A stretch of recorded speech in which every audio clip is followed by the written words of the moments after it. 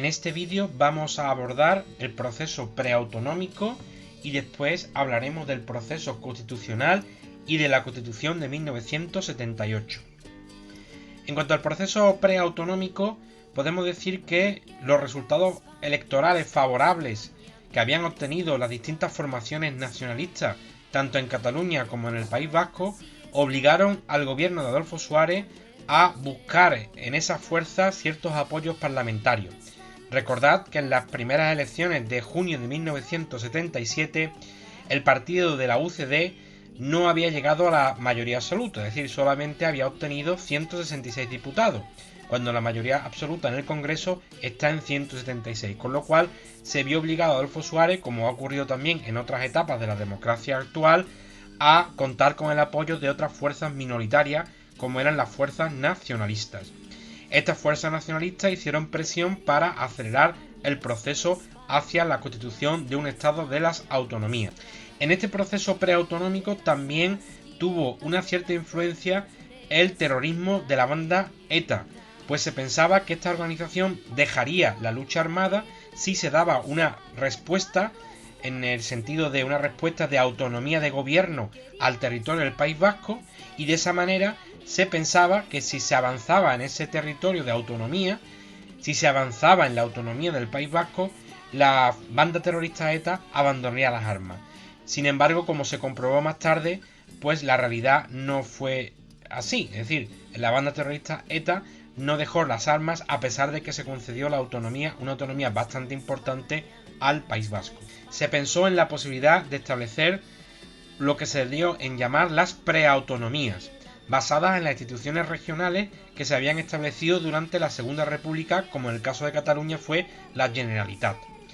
En este caso, en Cataluña se restableció esa Generalitat, se estableció un gobierno provisional encabezado por un histórico de la Generalitat, que era Josep Tarradellas, que había vuelto del exilio, mientras que en el País Vasco se creó el Consejo General Vasco, integrado por los partidos políticos con representación parlamentaria. Este estado de autonomía, este estado de preautonomía, no solo no consiguió acabar con las actuaciones de ETA, sino más bien al contrario, porque la organización terrorista incrementó el número de atentados, porque realmente el objetivo de la banda terrorista no era conseguir la autonomía o conseguir una gran autonomía para el País Vasco, sino la independencia de Euskadi. Por su parte, en Galicia, pues también surgieron demandas autonómicas y en marzo de 1978 se estableció la Xunta de Galicia. ¿Y qué pasaba en el resto de España? Bueno, una vez que estas tres autonomías históricas pues habían solventado ese problema de crear unos gobiernos preautonómicos, el gobierno de Adolfo Suárez impulsó la generalización de ese modelo autonómico entre las distintas regiones, de tal manera que entre abril y octubre de 1978 se crearon por decreto ley los organismos preautonómicos de Andalucía, Asturias, Castilla y León, Aragón, Castilla-La Mancha, País Valenciano, Extremadura, Murcia, Baleares y Canarias. Es lo que sería después, lo que se convertirían después en comunidades autónomas. En cuanto a la Constitución de 1978, a las pocas semanas de la elección de las Cortes Constituyentes, de las Cortes de junio de 1977, comienzan a realizarse trabajos en el sentido de la elaboración de una Constitución. Esta, sin lugar a dudas, era la tarea más importante encomendada a las Cortes recién constituidas. Para ello se eligió una comisión constitucional que estaba integrada por 7 personas, 7 diputados con una experiencia política dilatada y sobre todo una gran experiencia relacionada con las leyes y la abogacía. Estas 7 personas, que fueron denominadas los 7 magníficos y que pertenecían a distintos partidos políticos del arco parlamentario, pues elaboraron un primer texto como proyecto constitucional. Ellos establecieron lo que es la ponencia constitucional. Estas 7 personas, que han sido denominadas también los padres de la Constitución española, fueron, por la Unión de Centro Democrática, Gabriel Cisneros Laborda, Miguel Herrero y Rodríguez de Miñón y José Pedro Pérez Llorca Rodrigo. Por el Partido Socialista Obrero Español, Gregorio Peces Barba Martínez. Por el Partido Comunista de España, Jordi Soletura. Por Alianza Popular, Manuel Fraga Iribarne. Y por la minoría catalana, Miquel Roca y Junyent. Para la elaboración de esta Constitución, la palabra más pronunciada fue la palabra consenso. ¿Por qué consenso? Porque las experiencias anteriores de las numerosas constituciones que se habían llevado adelante durante la historia contemporánea habían terminado en casi todos los casos en un terrible fracaso. Un terrible fracaso porque no habían logrado el consenso, no habían logrado el acuerdo de la gran mayoría de los partidos políticos y de los representantes políticos. A excepción de la Constitución de 1876, es decir, la Constitución de la Restauración, todas las demás habían sido constituciones que habían durado menos de 20 años. Así que aquellas cuestiones que suscitaban mayores diferencias entre los partidos políticos y sus representantes, pues fueron redactadas de tal manera que pudieran ser aceptadas por las diversas fuerzas políticas. Tras el debate y la aprobación en el Congreso, fue sometida a referéndum y el 6 de diciembre de 1978, una abrumadora mayoría de españoles aprobó la Constitución que hoy sigue vigente. La Constitución de 1978 está compuesta por 169 artículos y 11 títulos. En su título preliminar aparecen los principios fundamentales de la Constitución, como son la definición de España como un Estado social y democrático de derecho, se proclama la soberanía nacional que reside en el pueblo y se define la forma política del Estado como una monarquía parlamentaria. En el título primero se establecen los derechos, libertades y deberes de los españoles, reconociéndose derechos y libertades personales, derechos cívico-políticos o democráticos y derechos sociales y económicos.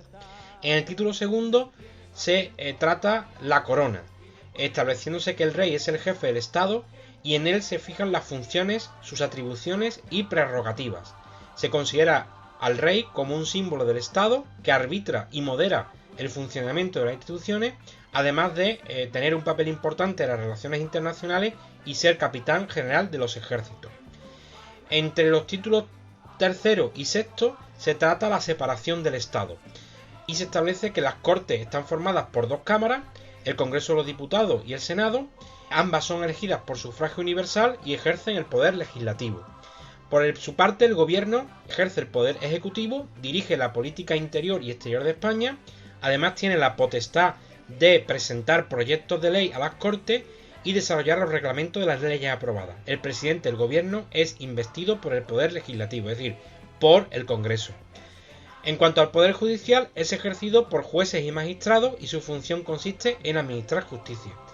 El título séptimo se dedica a todo lo relacionado con la economía y hacienda, y el título octavo, por su parte, es uno de los más importantes porque en él se trata la organización territorial del Estado, es decir, el Estado de las autonomías. El título octavo nació con la idea de abordar uno de los problemas históricos de nuestro país, de tal manera que se pretendía aunar la unidad del Estado con la diversidad de regiones y nacionalidades que lo componen.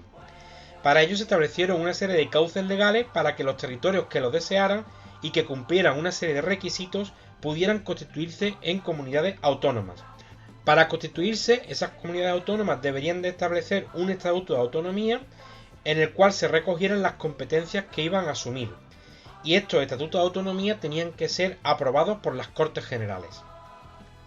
Una vez aprobada la Constitución en 1978, en el periodo que va de 1979 a 1983, se constituirían todas las comunidades autónomas que forman nuestro país.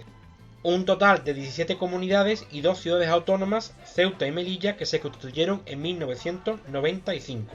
Cada una de esas comunidades autónomas tiene una asamblea legislativa y un gobierno propios, además del Estatuto de Autonomía que acabamos de mencionar. La Constitución además establece el principio de solidaridad y el de equilibrio económico entre las distintas regiones del territorio español. El título noveno, por su parte, recoge las competencias del Tribunal Constitucional. Según ese título, se crea el Tribunal Constitucional, cuya función era evitar cualquier violación de la Constitución y vigilar que no haya leyes que contradijeran al texto constitucional. Es también el máximo órgano encargado de proteger los derechos y libertades fundamentales. Y finalmente, en el título décimo y último, se establecen además los mecanismos para una reforma constitucional. Estamos ante una constitución, la española, bastante rígida, podemos decir que extremadamente rígida, que exige unos requisitos muy elevados para su reforma. Con esto acabamos el análisis del tema 11 y en el próximo vídeo pues empezaremos a abordar los contenidos relacionados con el último tema de la asignatura de Historia de España de segundo bachillerato, que es el tema de los gobiernos democráticos 1979-2000.